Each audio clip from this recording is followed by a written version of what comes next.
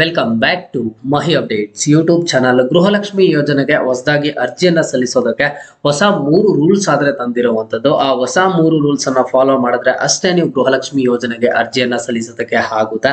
So ಆ ಹೊಸ 3 rules ಏನು, ನೀವು ಗೃಹಲಕ್ಷ್ಮಿ ಯೋಜನೆಗೆ ಅರ್ಜಿಯನ್ನ ಸಲ್ಲಿಸಬಹುದಾ ಇಲ್ವಾ ಅಂತ ಹೇಳಿ ಇವತ್ತಿನ ಈ ವಿಡಿಯೋದಲ್ಲಿ ತಿಳಿಸ್ಕೊಡ್ತೀನಿ. ವಿಡಿಯೋ ಖಂಡಿತವಾಗ್ಲೂ ಹೆಲ್ಪ್ ಆಗುತ್ತೆ. ಯಾರೆಲ್ಲ ಹೊಸದಾಗಿ ಗೃಹಲಕ್ಷ್ಮಿ ಯೋಜನೆಗೆ ಅರ್ಜಿಯನ್ನ ಸಲ್ಲಿಸಬೇಕು ಅಂತ ಇದ್ದೀರಾ, ನಿಮ್ಗೆ ಇವತ್ತಿನ ಈ ವಿಡಿಯೋ ತುಂಬಾ ಇಂಪಾರ್ಟೆಂಟ್. ವಿಡಿಯೋನ ಕೊನೆವರೆಗೂ ನೋಡಿ ಅಂಡ್ ಹಾಗೇನು ಚಾನಲ್ಗೆ ಲೈಕ್ ಸಬ್ಸ್ಕ್ರೈಬ್ ಅನ್ನ ಮಾಡ್ಕೊಳ್ಳಿ.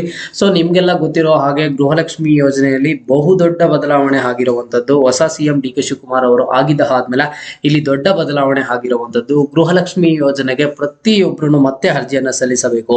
ನೀವು ಯಾವ ರೀತಿ ಗೃಹಲಕ್ಷ್ಮಿ ಯೋಜನೆ ಸ್ಟಾರ್ಟಿಂಗ್ ಅಲ್ಲಿ ಅರ್ಜಿಯನ್ನ ಸಲ್ಲಿಸಿದ್ರಿ ಅದೇ ರೀತಿಯಲ್ಲಿ ಈಗ ನೀವು ಮತ್ತೆ ಅರ್ಜಿಯನ್ನ ಸಲ್ಲಿಸಬೇಕು ಅಂತ ಹೇಳಿದ್ದಾರೆ.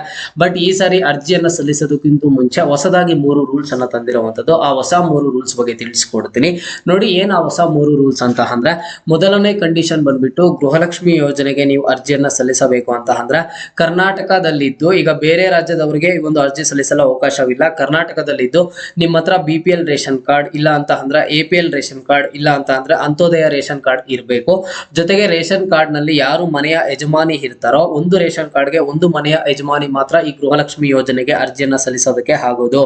ಈಗ ನೀವು ಒಂದೇ ರೇಷನ್ ಕಾರ್ಡ್ ಅಲ್ಲಿ ಈಗ ಅತ್ತೆ ಸೊಸೆ ಇಬ್ರು ಇರ್ತಾರೆ, ಇಬ್ಬರ ಬ್ಯಾಂಕ್ ಖಾತೆಗೆ ಬರಬೇಕು ಅಂತ ಹೇಳಿ ನೀವು ಹೋಗಿ ಜಗಳ ಮಾಡೋದಾಗ್ಲಿ ಇಬ್ರಿಗೂ ಅಪ್ಲೈ ಮಾಡೋದಾಗ್ಲಿ ಅಂತ ಹೇಳುವಂಥದ್ದು ಯಾವುದೂ ನಡೆಯೋದಿಲ್ಲ.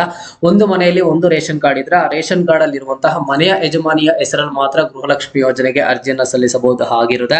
ಅಂಡ್ ನೆಕ್ಸ್ಟ್ ಇನ್ನೊಂದು ಇಂಪಾರ್ಟೆಂಟ್ ಕಂಡೀಷನ್ ಏನು ಅಂತ ಅಂದ್ರೆ, ಈಗ ಎಕ್ಸಾಂಪಲ್ ಆಗಿ ರೇಷನ್ ಕಾರ್ಡ್, ಈ ಆ ರೇಷನ್ ಕಾರ್ಡ್ ಅಲ್ಲಿ ನೀವು ನಿಮ್ಮ ಮನೆಯ ಯಜಮಾನಿ ಅಂತ ಅನ್ಕೊಳ್ಳಿ, ನೀವೇನಾದ್ರೂ ಟ್ಯಾಕ್ಸ್ ಅನ್ನ ಪೇ ಮಾಡ್ತಿದ್ರೆ ಇಲ್ಲ ಅಂತಂದ್ರೆ ನಿಮ್ಮ ಪತಿ ಏನಾದ್ರೂ ಟ್ಯಾಕ್ಸ್ ಅನ್ನ ಪೇ ಮಾಡ್ತಿದ್ರೆ ನೀವು ಗೃಹಲಕ್ಷ್ಮಿ ಯೋಜನೆಗೆ ಅರ್ಜಿಯನ್ನ ಸಲ್ಲಿಸೋದಕ್ಕೆ ಆಗೋದಿಲ್ಲ.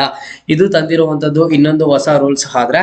ಸೊ ಗೃಹಲಕ್ಷ್ಮಿ ಯೋಜನೆಗೆ ನೀವು ಅರ್ಜಿಯನ್ನ ಸಲ್ಲಿಸೋದಕ್ಕಿಂತ ಮುಂಚೆನೆ ಒಂದಿಷ್ಟು ಕಂಡೀಷನ್ಸ್ ಬರ್ತಾನೆ ಇದಾವೆ, ಹೊಸ ಕಂಡೀಷನ್ಸ್. ಈಗ ಸದ್ಯಕ್ಕೆ ಬಂದಿರುವಂತಹ ಕಂಡೀಷನ್ ನಂಬರ್ 1 ಏನು ಅಂತ ಅಂದ್ರೆ, ನೀವು ಕರ್ನಾಟಕದವರಿಗೆ ಮಾತ್ರ ಈ ಒಂದು ಯೋಜನೆ ಆದ್ರೆ ಸಿಗುವಂತದ್ದು. ಬೇರೆ ರಾಜ್ಯದ ಫಲಾನುಭವಿಗಳಿಗೆ ಯಾವುದೇ ಕಾರಣಕ್ಕೂ ಮೋಸ ಮಾಡಿ ಗೃಹಲಕ್ಷ್ಮಿ ಯೋಜನೆಗೆ ಅರ್ಜಿಯನ್ನ ಸಲ್ಲಿಸೋದಕ್ಕೆ ಆಗೋದಿಲ್ಲ. ಇದು ಹೊಸ ರೂಲ್ಸ್, ಮೊದಲನೇ ರೂಲು.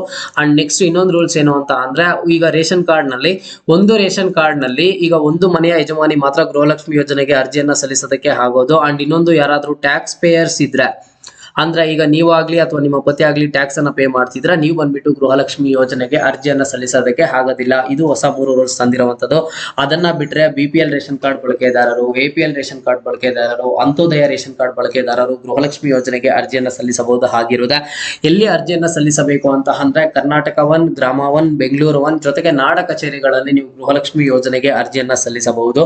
ಇವತ್ತಿನ ನಾನು ಅರ್ಜಿ ಸಲ್ಲಿಸಬಹುದಾ, ನಾನು ಇವತ್ತೇ ಹೋಗ್ಲಾ ಅಂತಂದ್ರೆ ನೀವು ಇವತ್ತೇ ಹೋಗಿದ್ದೀರಾ ಅಂತ ಅಂದ್ರೆ ನಿಮಗೆ ಗೃಹಲಕ್ಷ್ಮಿ ಯೋಜನೆಗೆ ಅರ್ಜಿಯನ್ನ ಸಬ್ಮಿಟ್ ಮಾಡೋದಕ್ಕೆ ಆಗೋದಿಲ್ಲ. ಅಲ್ಲಿ ಅವ್ರಿಗೆ ಇನ್ನೂ ಆಕ್ಸೆಸ್ ಸಹ ಕೊಟ್ಟಿಲ್ಲ. ಈಗ ನಮಗೆ ಸದ್ಯದ ಮಟ್ಟಿಗೆ ಏನ್ ಅಪ್ಡೇಟ್ಸ್ ಬರ್ತಿದೆ ಅಂತ ಅಂದ್ರೆ, ಈಗ ನಿಮಗೆ 30ನೇ ಕಂತಿನವರೆಗೂ ಹಣ ಜಮಾ ಮಾಡಿದಾರೆ. ಇನ್ನು ನೆಕ್ಸ್ಟ್ ಬಾಕಿ ಇರುವಂತಹ ಹಣ ಜಮಾ ಮಾಡಿದ ಆದ್ಮೇಲೆ ಹೊಸದಾಗಿ ಅರ್ಜಿಯನ್ನ ತಗೋತೀವಿ, ಹೊಸದಾಗಿ ಅರ್ಜಿ ಸಲ್ಲಿಕೆಗೆ ಅವಕಾಶ ಕೊಡ್ತೀವಿ ಅಂತ ಹೇಳ್ಬಿಟ್ಟು ಒಂದಿಷ್ಟು ಕಡೆ ಅಪ್ಡೇಟ್ಸ್ ಆದ್ರೆ ಬರ್ತಿರುವಂತದ್ದು. ಇದಕ್ಕೆ ಕನ್ಫರ್ಮ್ ಸರ್ಕಾರದ ಕಡೆಯಿಂದ ಗೈಡ್ಲೈನ್ಸ್ ಅನ್ನ ಕೊಡಬೇಕು. ನಾವು ಯಾವಾಗಿಂದ ಫಲಾನುಭವಿಗಳು ಅರ್ಜಿಯನ್ನ ಸಲ್ಲಿಸಬೇಕು, ಎಲ್ಲಿ ಸಲ್ಲಿಸಬೇಕು ಅಂತ ಈಗಾಗಲೇ ಹೇಳಿದ್ದಾರೆ. ಯಾವಾಗಿಂದ ಸಲ್ಲಿಸಬೇಕು ಅಂತ ಹೇಳ್ಬಿಟ್ಟು ಒಂದು ಗ್ರೀನ್ ಸಿಗ್ನಲ್ ಅನ್ನ ಕೊಡ್ತಾರೆ. ಅಲ್ಲಿಯವರೆಗೂ ನೀವು ಫಲಾನುಭವಿಗಳು ವೇಟ್ ಮಾಡ್ಬೇಕಾಗುತ್ತೆ. ಏನೆಲ್ಲ ದಾಖಲಾತಿಗಳು ಬೇಕು ಅಂತ ಅಂದ್ರೆ, ಸಿಂಪಲ್ ಆಗಿ ನಿಮ್ಮ ಒಂದು ರೇಷನ್ ಕಾರ್ಡ್ ಬೇಕಾಗುತ್ತೆ, ಜೊತೆಗೆ ನಿಮ್ಮ ಒಂದು bank account details and next Aadhaar card. And ಇನ್ನೊಂದು ಇಂಪಾರ್ಟೆಂಟ್ ಹೊಸ ಕಂಡೀಷನ್ ನಾನು ಹೇಳೋದು ಮರ್ತೆ, ಏನಂತ ಅಂದ್ರೆ ನಿಮ್ಮ ಆಧಾರ್ ಕಾರ್ಡ್ ರೇಷನ್ ಕಾರ್ಡ್ ಒಂದಕ್ಕೊಂದು ಲಿಂಕ್ ಆಗಿರ್ಬೇಕು. Bank account Aadhaar card link ಆಗಿರೋದಾಗ್ಲಿ ಇಲ್ಲ ಅಂತಂದ್ರೆ ration card Aadhaar card link ಆಗಿರೋದಾಗ್ಲಿ ಎಲ್ಲಾನು ಸಹ ಕರೆಕ್ಟ್ ಆಗಿ ಲಿಂಕ್ ಆಗಿರ್ಬೇಕು. KYC ಎಲ್ಲ ಕಂಪ್ಲೀಟ್ ಆಗಿರ್ಬೇಕು. ಅವಾಗ ಫಲಾನುಭವಿಗಳಿಗೆ ಹಣ ಜಮಾ ಮಾಡೋದಕ್ಕೆ ಸರ್ಕಾರಕ್ಕೆ ಹೆಲ್ಪ್ ಆಗುತ್ತೆ ಅಂತ ಹೇಳ್ಬಿಟ್ಟು ಹೊಸ ಕಂಡೀಷನ್ ಅನ್ನ ಕೊಟ್ಟಿರುವಂತದ್ದು. ಸೊ ನೀವು ಗೃಹಲಕ್ಷ್ಮಿ ಯೋಜನೆಯ ಫಲಾನುಭವಿಗಳಾಗಿದ್ದು ಇಷ್ಟು ದಿನಾನು ನೀವು ಪ್ರತಿ ತಿಂಗಳು 2,000 ಹಣ ಪಡ್ಕೋತಿದ್ರ, ಇನ್ ಮುಂದೆ ಪ್ರತಿ ತಿಂಗಳು 2,000 ಹಣ ಪಡ್ಕೋಬೇಕು ಅಂತ ಅಂದ್ರೆ ನೀವು ಹೊಸದಾಗಿ ಗೃಹಲಕ್ಷ್ಮಿ ಯೋಜನೆಗೆ ಅರ್ಜಿಯನ್ನ ಸಲ್ಲಿಸಬೇಕು. ಎಲ್ಲಿ ಸಲ್ಲಿಸಬೇಕು? ಗ್ರಾಮ 1, ಕರ್ನಾಟಕ 1, ಬೆಂಗಳೂರು 1 ಅಥವಾ ನಾಡ ಕಚೇರಿಗೆ ಹೋಗಿ ನೀವು ಗೃಹಲಕ್ಷ್ಮಿ ಯೋಜನೆಗೆ ಅರ್ಜಿಯನ್ನ ಸಲ್ಲಿಸಬಹುದು.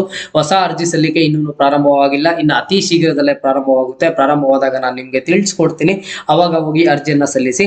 ದಾಖಲಾತಿಗಳು ಏನ್ ಬೇಕು ಅಂತ ಅಂದ್ರೆ Aadhaar card, ration card and ಹಾಗೇನು ಸಹ ನಿಮ್ಗೆ ನಿಮ್ಮ ಒಂದು ಬ್ಯಾಂಕ್ ಅಕೌಂಟ್ ಪಾಸ್ಬುಕ್ ಆದ್ರೆ ಬೇಕಾಗುತ್ತೆ. ಕೇಳಿದ್ರೆ ಪಾಸ್ಪೋರ್ಟ್ ಸೈಜ್ ಫೋಟೋ ಕೇಳಬಹುದೇನೋ ಗೊತ್ತಿಲ್ಲ.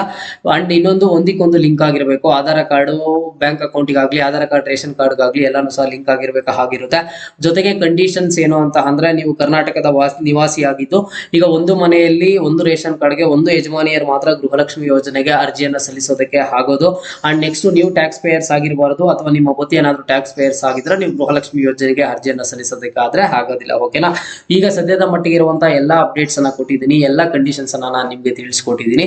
ಇವತ್ತಿನ ಈ ವಿಡಿಯೋಗೆ ಪ್ರತಿಯೊಬ್ಬರನ್ನು ಕಾಮೆಂಟ್ ಅನ್ನ ಮಾಡಿ ಈಗ ಹೊಸದಾಗಿ ಗೃಹಲಕ್ಷ್ಮಿ ಯೋಜನೆಗೆ ಅರ್ಜಿಯನ್ನ ಸಲ್ಲಿಸಬೇಕು ಅಂತ ಹೇಳಿದಾರಲ್ವಾ, ಸೊ ಇದು ನಿಮ್ಗೆ ಎಷ್ಟರ ಮಟ್ಟಿಗೆ ಖುಷಿ ಇದೆ, ನಿಮ್ಗೆ ಇದು ಓಕೆ ಅಂತ ಅನಿಸ್ತಾ ಇಲ್ವಾ ಅಂತ ಹೇಳಿ ಪ್ರತಿಯೊಬ್ಬರನ್ನು ಕಾಮೆಂಟ್ ಅನ್ನ ಮಾಡಿ. ಇದು ಇವತ್ತಿನ ಗೃಹಲಕ್ಷ್ಮಿ ಯೋಜನೆಯ ಅಪ್ಡೇಟ್ ಆಗಿತ್ತು. ಮುಂದೆ ಎಲ್ಲ ರೀತಿಯ ಹೆಚ್ಚಿನ ಅಪ್ಡೇಟ್ಸ್ ಜೊತೆಗೆ ಸಿಗ್ತಾ ಇರೋಣ. ಅಲ್ಲಿಯ ತನಕ take care and keep watching Mahi updates for more updates.